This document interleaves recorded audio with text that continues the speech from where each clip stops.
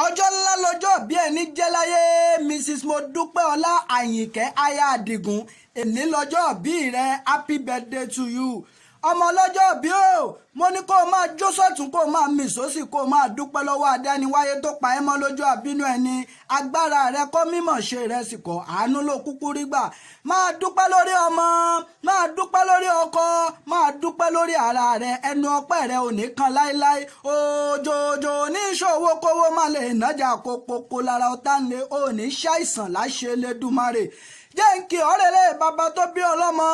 gbogbo ọmọ Ẹ̀gbá tí bá ń bẹ nítòsí ẹ̀ mọ́ ń gbóhùn lẹ́nu omi Ẹ̀gbá ọmọ Olúṣàbí ọmọ agbòǹgbò àkàlà lákẹjọ bí ó ọmọ àṣẹrẹ tí mú mi kíkan ìsàlẹ̀ orò wọn sì máa dùn yùngbàyùngbà ẹ̀yin lọmọ kékeré olóró wọn pẹ́ẹ́gun àgbà abẹ wọn sì máa padàbà àtẹ̀rí àtàgbà wọn sì máa pàpọ̀ tí owó ẹ̀yin lọmọ mo gún yóò jọ mo gbé fòrò ní pópó orò bàbá tẹ̀yìn tí lóhùn ò jẹ mo ro kàkan lẹ̀bẹ̀lẹ̀bẹ̀ mo gbé fòrò ní pópó orò bàbá tẹ̀yìn tí lóhùn ò jẹ àsáró ojú òjò mo gbé fòrò ní pópó orò bàbá tẹ̀yìn tí lóhùn ò jẹ ìgbà tó wá dijọ́ kẹrìnlélógún o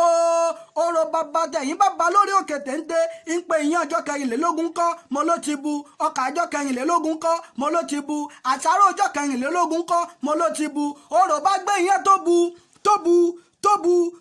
bu lóró ó máa jẹ àsáró tó